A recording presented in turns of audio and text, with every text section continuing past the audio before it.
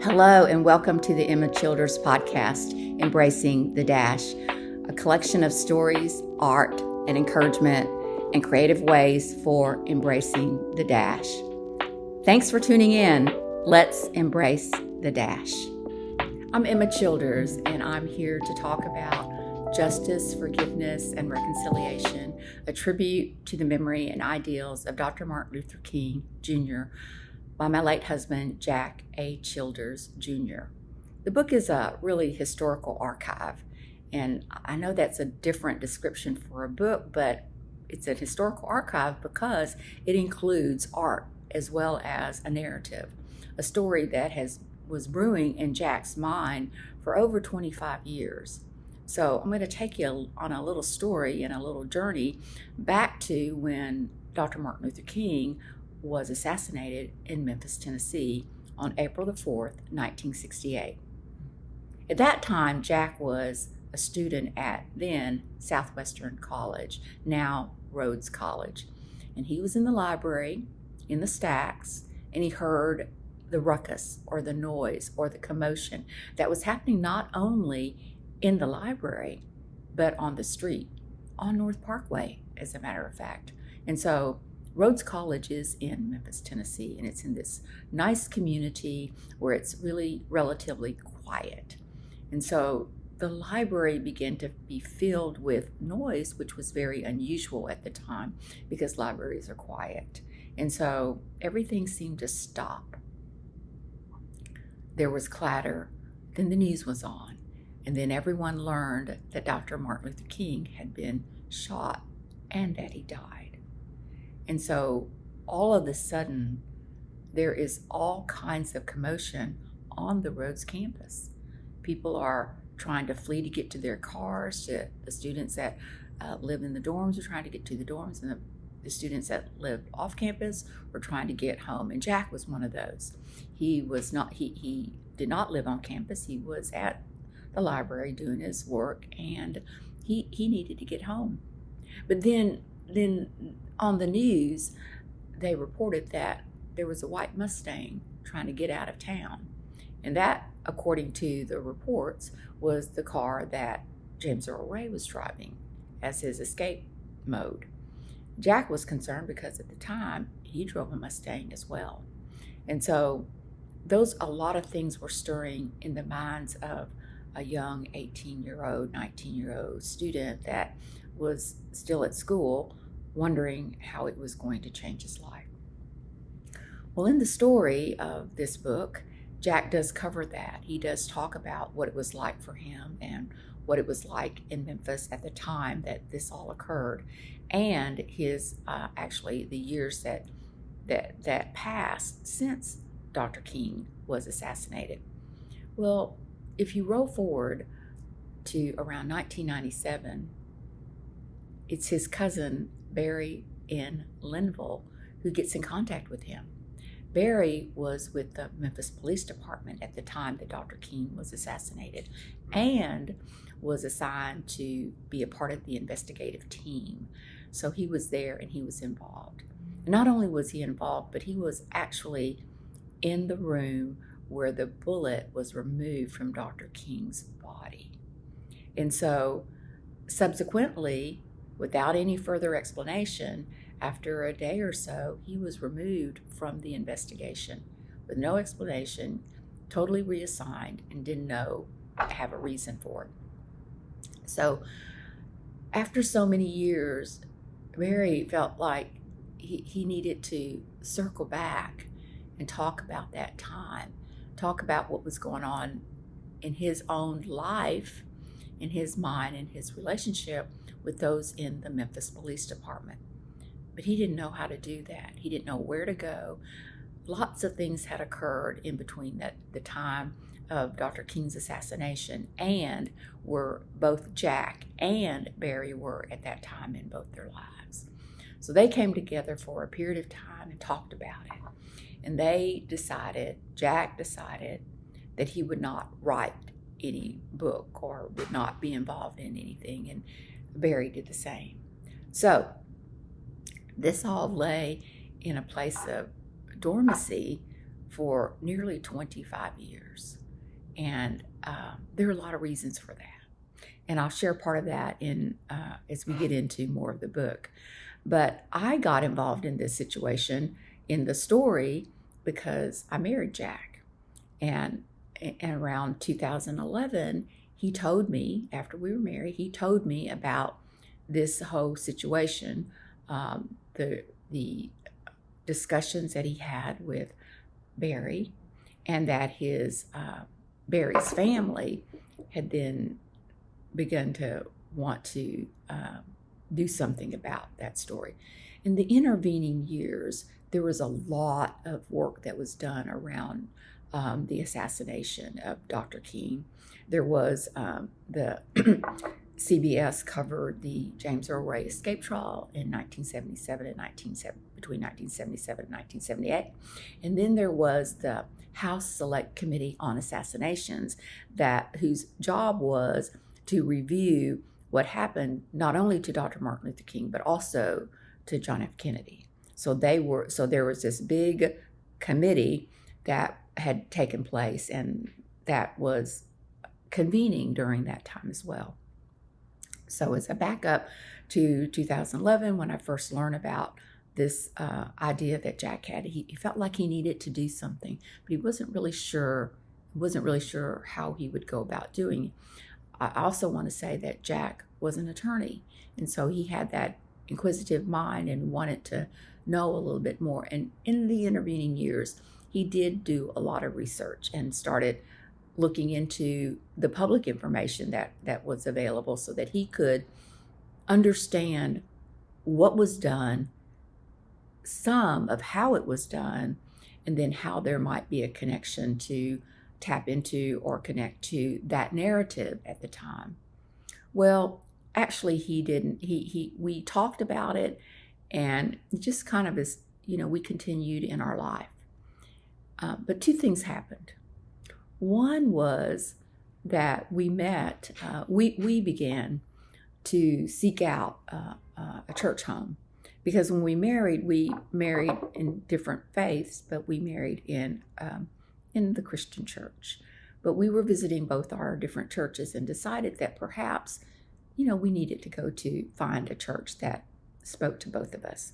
And so we started visiting churches, and I invited him to Hope. And when we came to Hope, I believe it was Rufus that was visiting.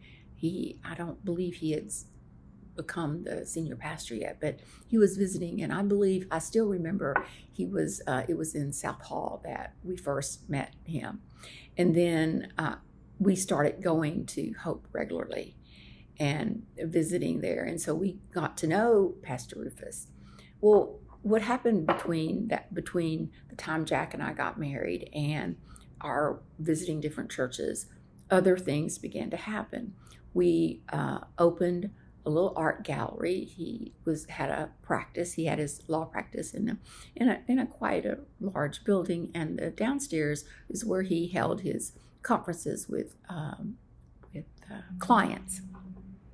But at the time, what we were doing for fun was we were going to estate sales, and it was a fun way for me to get to know Memphis, because Jack was a Memphian, but I was not. And so we would get to visit all these different neighborhoods and go to different houses and just kind of look through their collections and things like that. We weren't really into anything, but we did both like, we liked antiques. He more liked rare books and vinyl, and I liked more of the antiques and vintage clothing and those kinds of things. And so I convinced him that since we weren't really using the downstairs that much, that perhaps an art gallery might be good. Really, a boutique was really what I was looking for. But he had a friend that knew all about art and art galleries, and he had helped them set up, I think, a nonprofit organization for the Artists Link.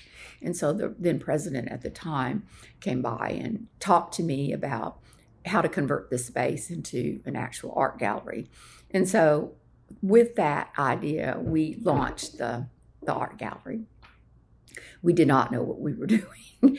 And so we had a lot to learn about the artist community and art. And so while Jack handled all the legal aspects of that adventure, I dealt with the artist and the different openings and things like that.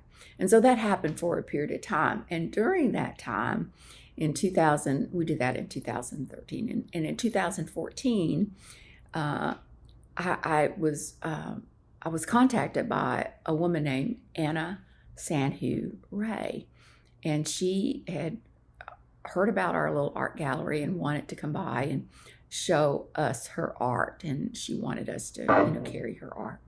So I told Jack about this, and he said, well, sure, you should invite her. Already he knew who she was, but I did not. I had no clue. And so obviously he said, yes, make an appointment. And so I did and invited Anna. And when she came, she brought her art and showed her art, which really pretty amazing. She had been an artist since a very young age, a young girl, and had been painting, and her artwork were mostly kind of scenes, and mostly kind of rustic, surreal sometimes, and mostly in and around Tennessee. And so that was kind of really neat. We liked that. And then during our conversation, it turned to, she learned that Jack was an attorney, and she said, well, you might be interested in some courtroom sketches that I did. And of course, Jack's ears perked up, and she began to tell him about the fact that she had been contracted with CBS News during the 1977-78 James Earl Ray escape trial, as well as the House Select Committee on Assassinations. And so Jack had asked her if she would bring them by and let him just take a look at it, a few at a time. And so he became completely fascinated with these sketches. And he decided that he wanted to have the whole collection. And so he asked about them, and she brought them, and we saw them, but he had no idea what he was going to do with them at the time. And what was curious about this collection is that, I didn't mention, what was curious about Anna Ray was that during her time with CBS News, when she was covering the escape trial and the news, she met and married James Earl Ray. That just kind of blew us away. I think Jack knew it, but I did not know it. So anyway, she also happened to have paintings that he had done while he was in prison at Brushy Mountain Prison in Tennessee. So that was really curious. And so Jack was on a mission that he did not explain, and he did not need to explain it to me because, I just trusted him. And so at the time, he still did not know what he was going to do. But curiously enough, as we visited Hope, we were also blessed with a visit by Pastor Rufus and Jacqueline. And so they came to our home in April. I think it was April. In fact, it was April the 3rd, I believe. It was that Good Friday, I believe, he came. And one of the ending questions that Rufus had asked Jack was, in light of the anniversary of tomorrow of Dr. King's assassination, how have race relations changed in Memphis? Well, Jack didn't have an answer for that. And so we said our goodbyes knowing that at some point we would see each other again. Well, that really left Jack kind of in a place that I really hadn't seen him. He kind of held himself out as being the person that did the right thing, treated people well. I mean, he did all those things. But I think that question cut a little deeper than Jack expected. And so for the next few weeks and months, he was pondering. And then we went on a trip to Florida, and we were listening to a sermon because we were not there, and it happened to be by someone who identified himself as a recovering racist. And Jack didn't really like that, and he didn't agree with everything that the speaker was saying, but it made him ponder. And so as we listened to that sermon, as we talked a little bit more, and Jack thought a little bit more about this whole situation, the other curious thing that happened was that year during Christmas around 2014. Let me back up. During 2014, Anna continued to visit us, and she kept bringing her artwork, and we kept buying some of her artwork, and we began to secure all the copies of the sketches. Not only the sketches that she did covering the escape trial, but she had her own sketches that she did just in some of the images of the people that were involved. So she added that to that collection. But during the Christmas of 2014, Barry Linville's relatives again approached him and asked him again to reconsider writing a story. Well, Jack said that he would look into it and begin to, think about it again, that he would look at it. Well, I knew that this was going on in his mind, and he was, once I approached him, and then Anna Ray came about, and so we were collecting information, and he needed someplace to go with it. And so he continued to do his research. He went to the library, looked at public information, looked at the items and things that Barry had brought to him. Well, I knew that we had not yet joined Hope, but we were going to, I believe we were going to, anyway, we had not joined Hope yet, but we found out, or we learned that Eli Morris, who was the senior associate pastor, did a justice tour, and that justice tour included all the things about Dr. Martin Luther King. And so I encouraged Jack to get involved and go on this justice tour. And it took a while to do that because Jack was not really the person that would probably go on things like this. I mean, he typically was the person in the room that people would kind of go to and seek out his counsel about certain things. Typically, when he was doing his research, he was doing research for a case, and he was doing things, to get information to help develop a case. In some ways, he was developing a case, but he didn't know it at the time. And so he did sign up and go on that tour, and that was in June of 2015 when he went on that tour. Well, what happened on that tour, it just changed the whole trajectory of him, his thoughts, and what he needed to do. He came back with a conviction that I had not seen in him. And so right away, he started writing. And so what he did was he put together the sketches and the artwork, from Anna, and the artwork that James Earl Ray did, and it put together and created this historical archive with the narrative. And that is how this whole book came together, this Justice, Forgiveness, and Reconciliation, a tribute to the memory and ideals of Dr. Martin Luther King, actually got birth. Well, some things happen for a reason. We all understand that. And so, as I mentioned at the very beginning, Jack was very much aware of the situation. It impacted his life. And he tells the story in his book about how it impacted his life. But what's important about this is that he was on a mission, but he did not know how critical that mission was, because in August of 2015, he began to experience back pain that was so painful that he ended up going to the doctor.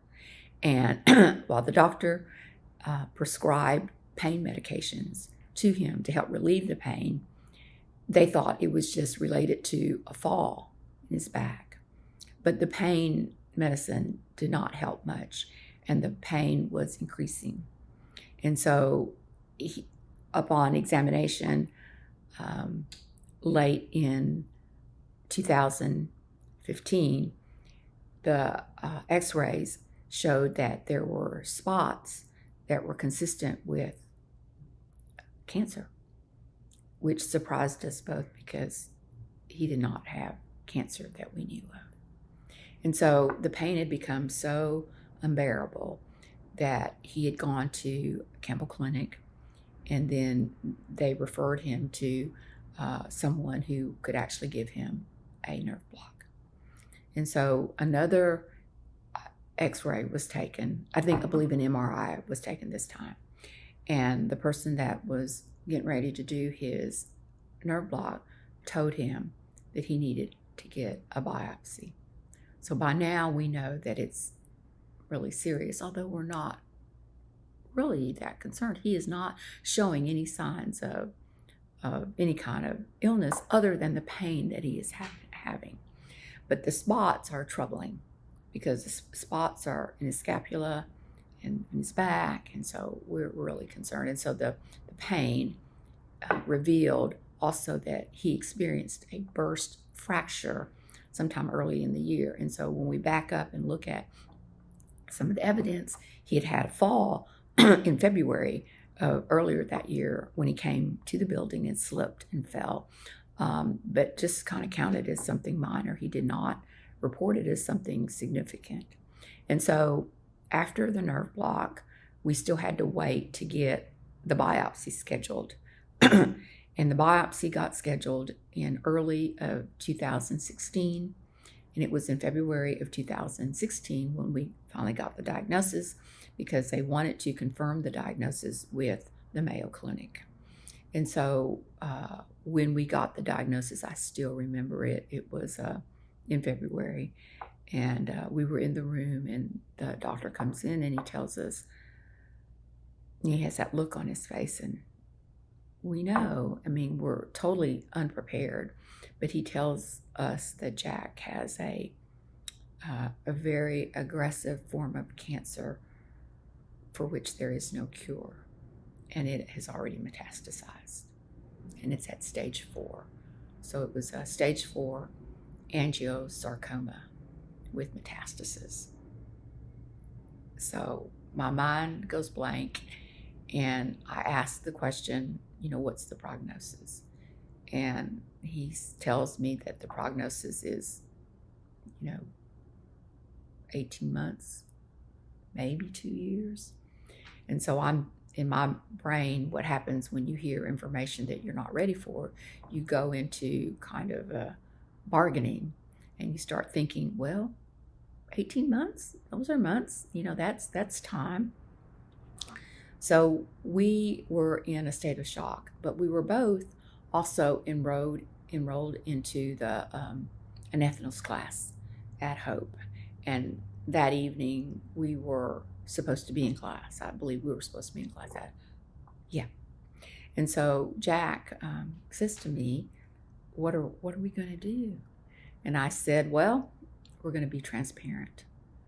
We're going to let Pastor Rufus know what is going on. And so before class, I went to Pastor Rufus and I said, may we have a few minutes with you after class? And so we waited until after class, and we spent time with Pastor Rufus and told him what was going on. And so at that time, we didn't really know. I didn't know what to do, how to act, how to feel. I just knew I was somewhat numb. And that was a really tough time. But, the treatment for this diagnosis was really, chemotherapy. And there was a clinical trial that was in a lot of different places, I believe, in Memphis, and in Nashville, and also in Texas. And because of my previous work in Houston and at the MD Anderson Cancer Center, I thought that it might be a good idea if we sought a second opinion about his diagnosis. But by then, Jack was experiencing extreme pain. And so with what I knew about going to Houston, would not work for us, because that would take Jack out of his not just his comfort zone, but his familiar environment, and what it would take for him to go through that clinical trial. I just want to add that because of my experience, I did not want him to join that clinical trial. I just say that. But he was in charge of his decisions, and he decided to join the clinical trial. So when we went for the interview, of course, I asked lots of questions about, what the treatment would be, what the side effects would be, and, all those kinds of things. And those questions were answered.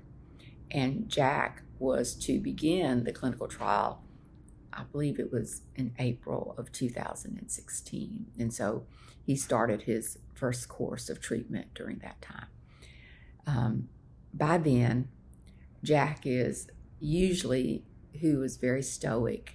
He really began to let me see how much pain he was in. And because of my experience at MD Anderson, I knew that cancer in your bones was very painful. And so his pain medications were being monitored, and just all of his medications were being monitored after he signed up to be on that clinical trial. And so it was a challenge, because we were still newlyweds. And this was not part of my plan, not part of Jack's plan. It was not part of our plan. But here we were dealing with it.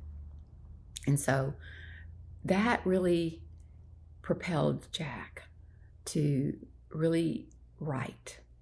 And he was very good at that, because once he started concentrating on what he needed to do, he knew that he needed to finish this book.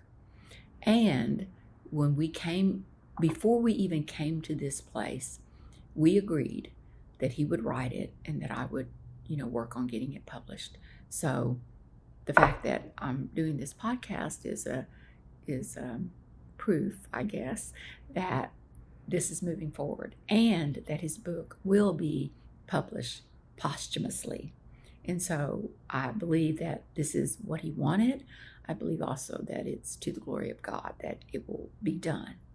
And so during the time of his the clinical trial and his treatment, there was a lot of downtime, but there was also time that he was coming back and writing. So in July of 2016 is when I found he had written about 29 drafts. So it wasn't like he sat down and just wrote it. Jack was, he was a writer, but he was also an attorney who prepared briefs and made cases and reviewed what he wrote. And so he reviewed it a number of times. And so I reviewed it early on when he was writing. So I was familiar with what was being written and how it was being written. But because Jack's illness, I did not read at all. My interest was in taking care of him and managing our life with his illness. And so his illness, or the cancer and the treatment, was actually creating more side effects than actually helping him in his health. And so during I think after 2 courses of treatment, during that one evening, Jack would not let me even touch his toe. That is how much pain he was in. So that evening, I stayed up and wrote an impassioned email to the research nurse about his quality of life and how I did not think that he should continue with the clinical trial. And he was scheduled to go to an appointment that very next day. And I was called to jury duty. And during jury duty, I actually tried to get out of jury duty and went to the judge and made my case. But he didn't care. He actually told me that if I did not show up for court for jury duty the next day, that a warrant for my arrest would be issued. So I came home and I told Jack that did not make him happy, but I did report to duty and do what I was supposed to do. And they did decide to take him off the clinical trial, which I think was the best thing for him. And so they did continue to give him treatment. But what was interesting about it, it was actually, during that time, it was actually in July of 2016 when they actually took him off the clinical trial and said that he was doing okay. Well, that was curious because that very same week that they sent him home and said that he was doing okay, he fell. And of course, Jack, being who was, he minimized that. And then, of course, I said, I don't think so. But also, one of the things I did not mention is that during that time that I was caring for Jack, I was also the power of attorney for an older veteran that I was caring for, and I was needing to physically move him. And so I couldn't be with Jack every moment because since I was a power of attorney, I had to handle some of these things. And so in the interim, I did ask one of my friends to stay with Jack because the day that we learned that he could not move his legs. And so I was caring for the veteran at the time, and then I came home that evening and we were supposed to go somewhere, and he was still upstairs and in bed and he could not get out. And so by that time, because of the pain, we had a walker, a seated walker. And so I tried to help Jack get out of bed, but I'm noticing that he's not able to use his legs. And at the time, I told him that he should call his doctor, at the West Clinic and let them know what's going on. Either he called them and they did not call him back, but we did not get any information. So on Saturday morning,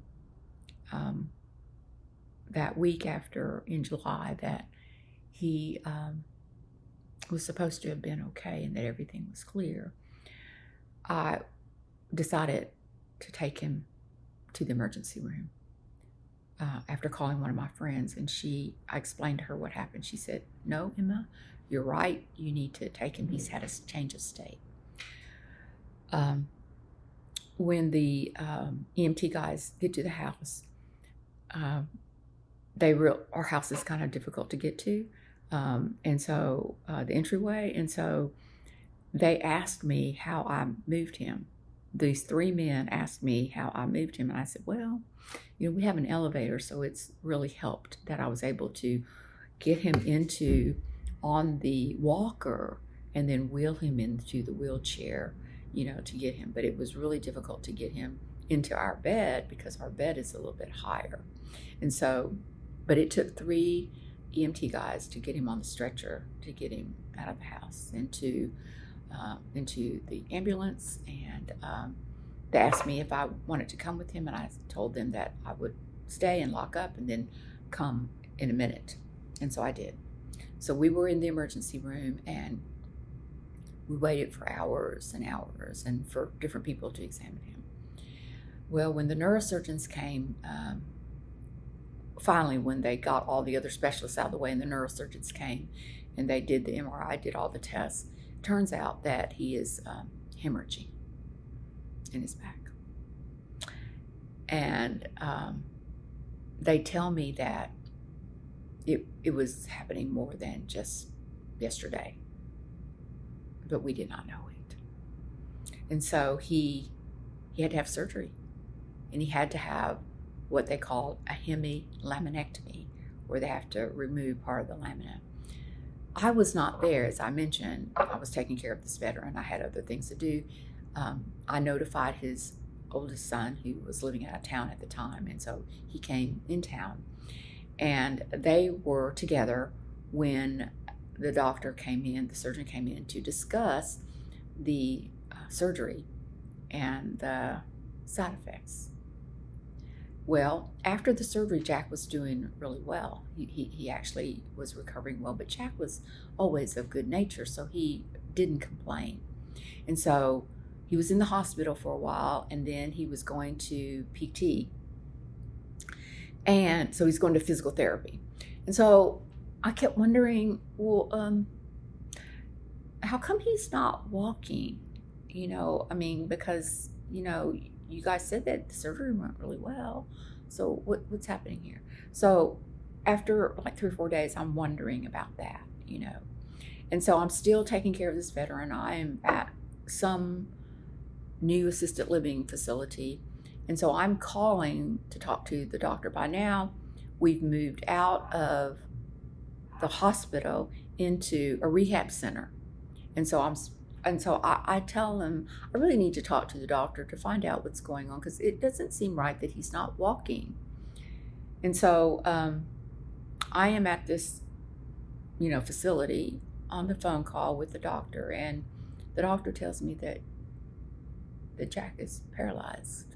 He cannot walk. And that was one of the side effects of the surgery. I think I'm screaming on the phone at the time. And I'm saying, how do we get here? I didn't know that this was, this might happen. And so that was totally unexpected information. And now I understood, what was going on. And the physical therapist, when Jack went to physical therapy, they sign them up and they tell him how long they're going to be there. And they ask him what his goal is, and he said that his goal was to get better and go home and, live life with my wife. And so that was his goal. That wasn't going to happen in the way that he thought it was going to happen.